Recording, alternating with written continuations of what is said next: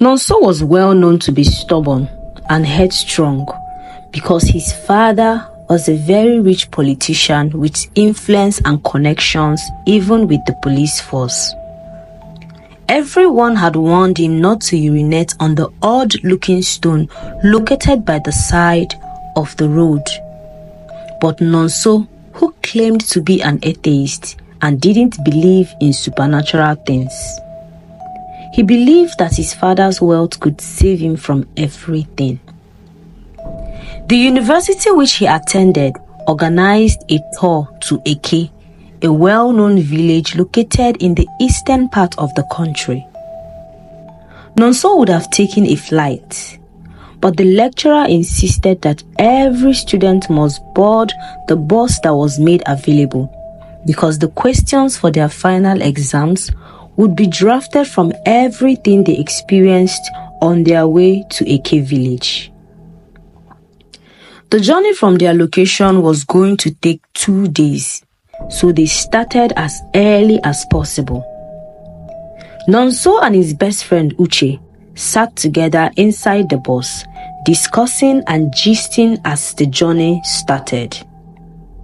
However, on the noon of the second day, the driver stopped by the roadside, close to the village that they were going to, so the students would stretch their legs and ease themselves. Everyone highlighted the bus. Some used the public toilet provided, while some entered a nearby canteen to eat. But Nonso was too proud. He felt the public latrine wasn't up to his taste, so he walked a few meters from the bus into a nearby forest to ease himself. Uche and some other boys followed him. As they were about to pee in the forest, an old man appeared out of the blue. "This is a sacred forest and the resting place of Ikuku, the most wicked and vicious native doctor of this village. Spare your lives and leave here at once." The man screamed in what appeared to be a warning. The other boys quickly ran out of the forest, followed by Uche and Nonso. But when they got back to the bus, Nonso started laughing loudly. "Don't tell me you believe that old man. It is probably his farm and he doesn't want you to pee there," Nonso said. However, the other boys were not convinced. They told Nonso many tales of how dangerous this area was, but Nonso didn't believe them.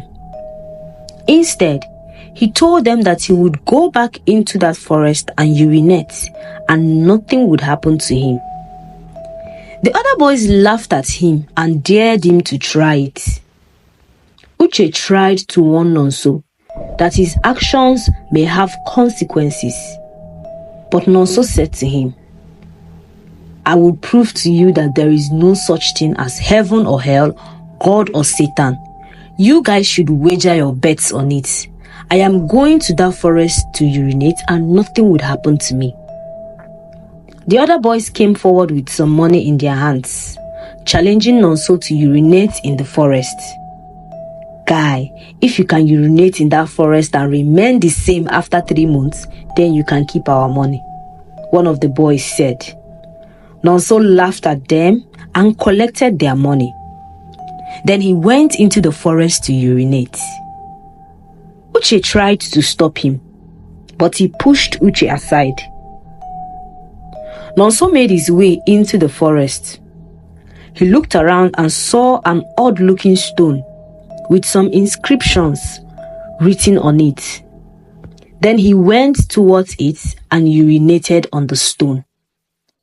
When he was done, he returned to the bus with a broad and mischievous smile on his face. "I told you nothing would happen to me. Stop caging your mind with all these superstitious and diabolical tales," Nonso said to them. One of the boys promised him that he wouldn't survive 3 months, but Nonso laughed at his words. "Not even your so-called God in heaven can do anything to me because he doesn't exist." Nonso told him and laughed at him once again. They all entered the bus and resumed their journey. As the bus raced through the express road, Nonso fell deeply asleep and he had a very scary dream. In the dream, it was very late in the night, and Nonso found himself in the same forest where the old man warned him not to urinate. It was very dark and Nonso couldn't see anything. He suddenly started to feel the urge to urinate, a very strong urge that he couldn't control. Nonso quickly unzipped his trousers and started urinating. While he was urinating, a lot of children suddenly appeared inside the forest out of nowhere. They started pointing at him and laughing at him. Nonso didn't understand what was happening. He couldn't stop himself from urinating even though they watched him and laughed at him. Suddenly he woke up and discovered that all the students in the bus were in front of him. Apparently, Nonso had urinated on himself while he was sleeping, and the smell of the urine was so thick and horrible that everyone traced the smell to him. Nonso was deeply ashamed of himself and very embarrassed. All the students started laughing at him, just as the children in the dream were laughing at him. When they finally got to Eke village, it was night already. Nonso checked into a hotel with his friend Uche. He washed himself and changed into some new clothes. However, that night, Nonso had the same dream again. And when he woke up, he found Uche in front of him. Nonso had urinated on himself again and messed up the hotel bed. Everywhere was stinking. Nonso explained the dream he had to Uche, but Uche laughed at him. I warned you not to urinate in that forest, but you refused. Now look at your life. Try to make sure you don't urinate the next time you find yourself in that forest, Uche advised him. But Uche's advice made no difference to Nonso's condition. When the students went on tour around Eke village, Nonso started feeling very sleepy. He went into the bus to take a short nap, but by the time he woke up, he discovered once again that he had urinated on himself. Nonso became very scared because he knew it wasn't natural. He realized his mistakes and wished he had listened to the other students when they warned him not to urinate inside the forest. In search of a solution, Nonso met one of the boys who had placed a bet with him. He went on his knees and begged the boy to assist him. I thought you don't believe in the existence of God. Didn't you say that your father's wealth can save you from everything? The boy ridiculed him. Nonso was helpless, so he couldn't say anything. He simply pleaded with the boy to help him, because it appeared that the boy was an indigene of the village. After pleading for a while, the boy agreed to assist Nonso. The boy, called David, took Nonso and Uche in the middle of the night into the forest. It was very dark, full of trees and very quiet. They couldn't see anything if not for the torchlight they had with them. They walked and walked until they arrived at a very small hut in front of which was a local lamp burning. Nonso and Uche became very scared. They asked themselves how such a hut could be located inside a very deep forest, and who could have possibly be living inside. They were even more scared of David because they didn't understand how he would know such a place. Immediately they got in front of the hut, David asked them to enter inside, but they were scared. However, they realized that they had no choice. Nonso took the first step, but as he was about to enter the hut, A loud, husky voice screamed at him. "Remove your shoes before the gods strike you dead instantly." Nonso quickly removed his shoes and Uche did the same. Then they bent and entered the hut. Inside the dark hut, with only a single candle, they saw an old man who appeared to be blind. His eyes were covered by a red cloth. The old man told them to sit on the mat on the floor. "Please, sir, we need your help," Nonso said with a trembling voice. "What about you, Uche?" the old man said with a thick voice, pointing at Uche. "No, he's my friend. I merely accompanied him to seek a solution," Uche replied fearfully, because he was shocked as to how the old man knew his name. The old man laughed hysterically and said, "You were warned severally, but you didn't listen. You had the boldness to urinate on the grave of the most dangerous and wicked native doctor in this state." Nonso instantly went on his knees and begged the blind old man. "I am sorry, sir. I was stubborn. I should have listened. Please help me. Whatever it takes, I will do. I will pay anything." Uche quickly knelt beside Nonso and equally pleaded with the old man on Nonso's behalf. The blind old man asked the both of them to sit down. Then he made some strange incantations and shook his head in disappointment. The old man looked at the both of them once again and said, "The man's spirit is very angry with you.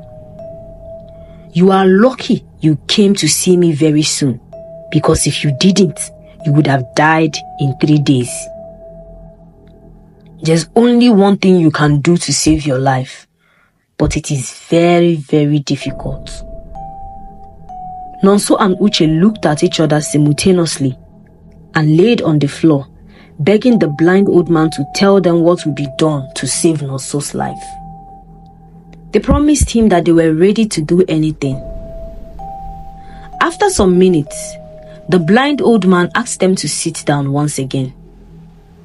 He took a deep breath and told them, "Your brain made the decision to be stubborn, but the thing between your legs is the tool that carried out the action.